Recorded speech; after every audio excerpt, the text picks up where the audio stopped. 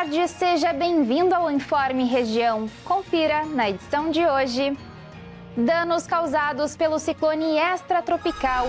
ONU lança relatório sobre a fome no mundo. Situação do saneamento no Brasil. E ainda novo tratamento para um raro câncer no sangue.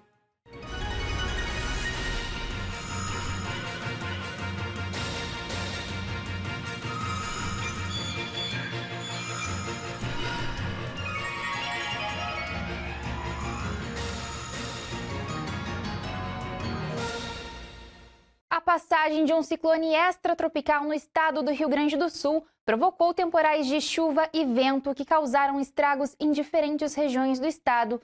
Em algumas localidades, houve também a queda de granizo. Segundo a Defesa Civil, pelo menos 40 municípios já contabilizam estragos causados pelo fenômeno e mais de 600 mil pessoas ficaram sem luz. Confira na reportagem. O maior acumulado de chuva foi de 114 milímetros, registrado na cidade de Ijuí. Postes, árvores e fios caídos, bloqueio de rodovias, pontos de alagamento e destelhamento de residências foram alguns dos transtornos causados à população gaúcha. Todo o estado ainda segue sob alerta. Atividades escolares e algumas comerciais foram suspensas durante essa quinta-feira. As cidades de Veracruz, Sobradinho e Joia decretaram situação de emergência. Os ventos fortes foram o destaque do evento climático. Eles foram ganhando intensidade com o passar do tempo. A cidade de Rio Grande foi amplamente atingida. Os ventos chegaram a 146 km por hora. E cenas como essa são muito comuns em vários pontos da cidade. Foram mais de 600 atendimentos diretos da Defesa Civil Rio Grande. Ontem foi um dia muito triste para a nossa cidade devido a ter muita precipitação e esses ventos fortes que nos atingiram através desse ciclone extratropical. O município também enfrenta limitações de comunicação. A Santa Casa da cidade, inclusive, teve que suspender os seus atendimentos eletivos e de pronto-socorro devido à falta de energia. Na cidade também foi registrada uma morte em decorrência das consequências do fenômeno. Um idoso que estava dentro da sua casa acabou sendo vítima pela queda de uma árvore. Sendo retirado hoje pela manhã, né, do corpo da vítima, infelizmente, ele foi num bairro Maria dos Anjos aqui, ele ficou prensado entre a cama e a árvore. Na verdade, a árvore caiu sobre a casa, né? Então, infelizmente, houve um trabalho de fazer o resgate cortando a árvore. No início da manhã, a prefeitura da cidade emitiu uma nota solicitando que todos permanecessem em suas residências devido aos diversos danos causados na cidade. Que não saiam, porque nós estamos preocupados com a vida das pessoas, esperamos que a chuva pare para que a gente possa voltar minimamente ao normal o mais rápido possível. Um relatório publicado pela ONU mostra que a insegurança alimentar e a fome aumentaram no mundo. O Brasil tem mais de 21 milhões de pessoas com fome e 1 em cada 3 brasileiros sofre com alguma insegurança alimentar. O Brasil tem mais de 21 milhões de pessoas que não têm o que comer todos os dias, em situação de insegurança alimentar grave. E mais de 70 milhões de pessoas nem sempre têm o que comer em quantidade suficiente. No mundo, são 735 milhões de pessoas que não tiveram o que comer nos últimos 3 anos. 122 milhões a mais do que em 2019. E 2,3 bilhões em situação de insegurança alimentar. Os dados da FAO, a Agência das Nações Unidas para o Combate à Fome, são dos últimos 3 anos e contemplam o pior período da pandemia de Covid-19. A pesquisa anterior, feita entre 2019 e 2021, o Brasil tinha 15 milhões de pessoas com fome e 6 milhões a menos que agora. Quase 10% dos brasileiros estão nessa situação. O país entra no mapa da fome da ONU quando mais de 2,5% da população enfrenta falta crônica de alimentos. Para cumprir metas de universalização, o investimento no saneamento do Brasil precisa mais do que dobrar. O alerta está no levantamento divulgado pelo Instituto Trata Brasil. Ronaldo vive com esposa e filhos gêmeos em uma comunidade na região central de São Paulo. Barraca de madeira, fica feio lá também, cheio de rato, de barata. O catador revela que a água utilizada pela família vem de um edifício localizado atrás do barraco. Para ter água, teve que puxar do prédio. E a qualidade dessa água, segundo o pai, prejudica a saúde das crianças. Eles ficam com febre às vezes, com dor de cabeça. Eles bebem água, falam que tá ruim também a água. Essa situação alimenta ainda mais o sonho de Ronaldo. Meu sonho é ter uma casa. Onde tenha saneamento básico. Tem tudo, Uma vida melhor, de qualidade, com saúde para toda a família. Um desejo compartilhado por muitos brasileiros, que pelo menos em partes, tem data marcada para supostamente ser concretizado. O ano de 2033 é a data limite estabelecida pelo novo marco legal do saneamento básico para universalizar os serviços.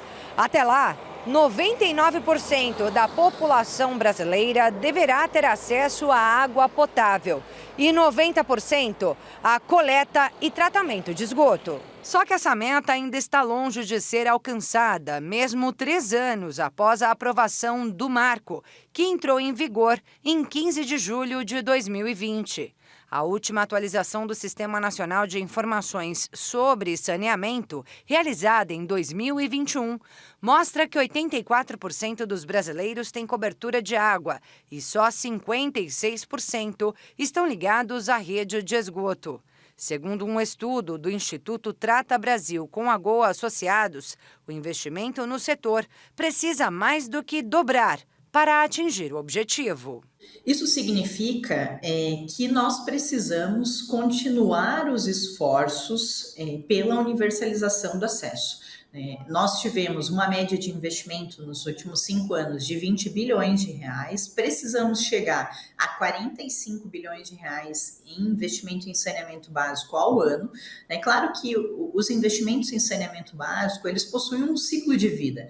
É necessário que o prefeito entenda qual é a realidade do seu município, que ele possa entender e contratar modelagens para poder descobrir qual é o melhor modelo de gestão para essa universalização. Paralelo a isso, então, é realizado ou uma parceria pública e privada ou ainda a busca de financiamentos com a própria companhia estadual ou municipal ou ainda alguma concessão de saneamento e após essa realização dessa concessão ou da busca desses financiamentos, são então realizados os projetos e obras para que se tenha o aumento no percentual do serviço.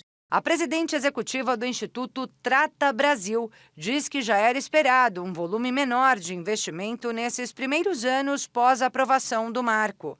Afirma que o aumento dos recursos deverá ocorrer de maneira gradativa, na medida em que soluções forem endereçadas e as obras executadas. Mas a gente precisa, sim, ter um maior comprometimento, principalmente nas regiões Norte e Nordeste, com o entendimento da realidade de cada município, a regionalização em cada um dos estados e, consequentemente, a busca do melhor modelo de gestão que leve em consideração as características regionais, políticas, técnicas e econômico-financeiras de cada um dos estados. Mas esse tema precisa ser priorizado para que a vida das pessoas possa ser transformada por meio da chegada do saneamento básico. Segundo a pesquisa do Instituto, muito trabalho já foi feito até aqui.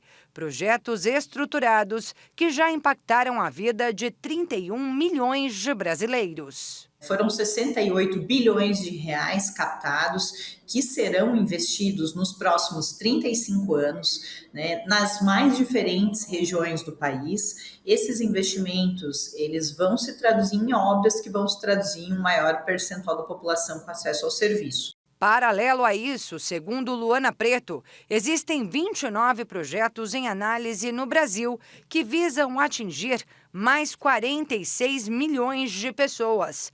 Mas isso não quer dizer que a meta de universalizar o saneamento em todo o país será alcançada em 100% até 2023. A gente vê muitos estados na região norte e nordeste que sequer estão buscando uma solução, muitas vezes por não entenderem que esse tema é prioritário. Se esses estados na região norte e nordeste não tomarem decisões em relação à priorização do tema, a busca de maiores investimentos em relação ao saneamento básico, eles não vão conseguir universalizar até 2033. Diante desse cenário, a porta-voz do Instituto Trata Brasil reforça a importância do saneamento básico. O saneamento é saúde, o saneamento diminui o número de doenças de veiculação hídrica. Consequentemente, as crianças têm um melhor desenvolvimento intelectual, têm uma maior possibilidade de realizar os seus estudos e, consequentemente, de ter uma maior renda no futuro. Então, é o grande programa social do nosso país e a grande fonte de transformação social. Um novo tratamento conseguiu reduzir em 74% o avanço de um câncer raro no sangue em pacientes que não respondiam mais à quimioterapia. O medicamento age através da modificação genética das células imunológicas no corpo do paciente.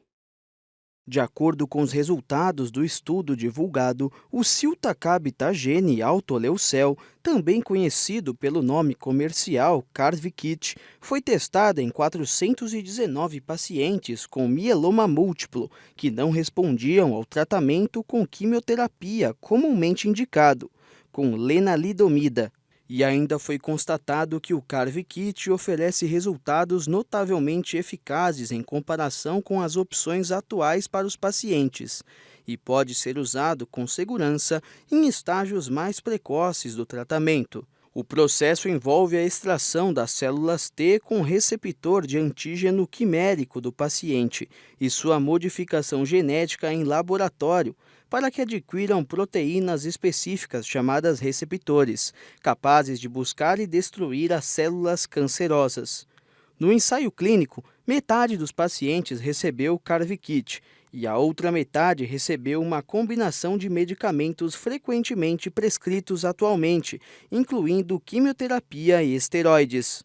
Houve uma redução em 74% no risco de progressão da doença em pessoas com mieloma múltiplo, tipo raro de câncer no sangue, após 16 meses de acompanhamento. Durante o ensaio clínico, o número de eventos adversos graves ou potencialmente fatais foi ligeiramente maior no grupo que recebeu o Carvykit do que no outro. Além disso, 3/4 dos pacientes tiveram uma reação imunológica excessiva e cerca de 5% apresentaram síndrome de neurotoxicidade.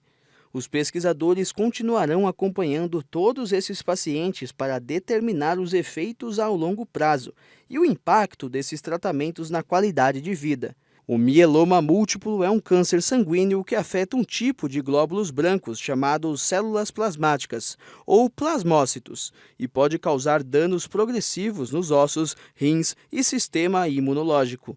A doença afeta 7 em cada 100 mil pessoas todo ano. O risco aumenta com a idade e tem maior incidência em homens e pessoas negras. Ainda não há cura para o mieloma múltiplo, embora seu avanço possa ser retardado ou interrompido por um longo tempo. O tempo estará instável em toda a região. Confira a previsão de hoje. O clima será marcado por sol com pancadas de chuva, com exceção de Dom Pedrito, onde o tempo irá abrir. A temperatura máxima será de 17 graus, registrada na cidade de Camaquã, e a mínima de 5 graus, registrada na cidade de Dom Pedrito. Essas foram as notícias do Informe Região. Nos acompanhe através das redes sociais, @TV Farol RS. Obrigada por estar conosco e até logo!